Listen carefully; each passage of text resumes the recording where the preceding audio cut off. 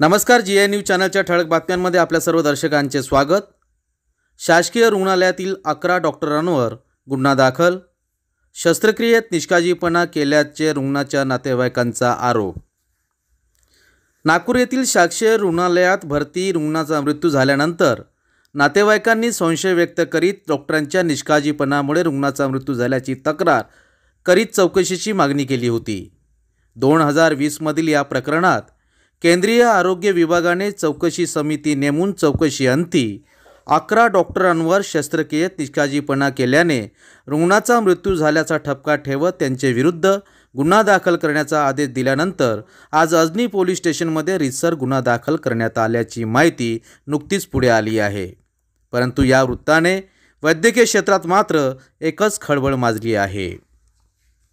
प्राप्त माहितीनुसार तक्रारकर्ते केवलराम पांडुरंग पटोले यांची पत्नी पुष्पा पटोले यांच्या मानेवर गाठ होती।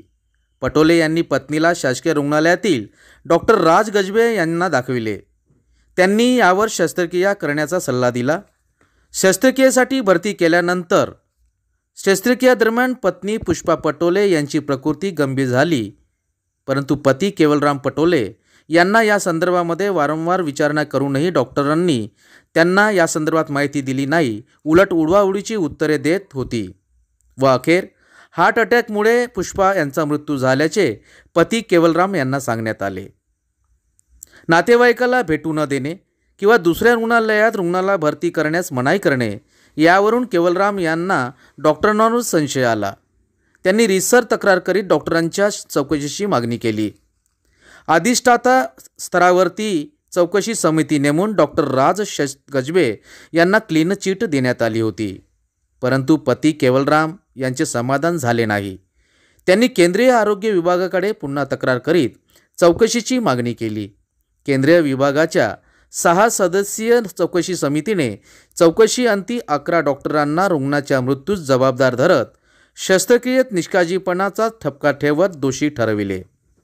यानंतर पती केवलराम पटोले यांनी रितसर अजनी पोलीस स्टेशनला तक्रार केल्यानंतर 11 डॉक्टरांविरोधामध्ये गुन्हा दाखल करण्यात आल्याचे वृत्त पुढे आले आहे।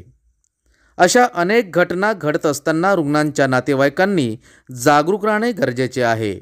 आपण पाहत होते जी न्यूज। आपल्यासोबत एखादी घटना, समस्या किंवा उपक्रम असतील तर आमच्या अधिकृत प्रतिनिधीस कळवा, आम्ही ते आमच्या चॅनलवर प्रसारित करण्याचा प्रयत्न करू। आपणास जर आमच्या बातम्यांचा नियमित अपडेट घ्यायचा असेल तर आत्ताच आमच्या चॅनलला लाईक, सबस्क्राईब व शेअर करा। जी न्यूज चॅनलकरिता चिबिरो, नागपूर।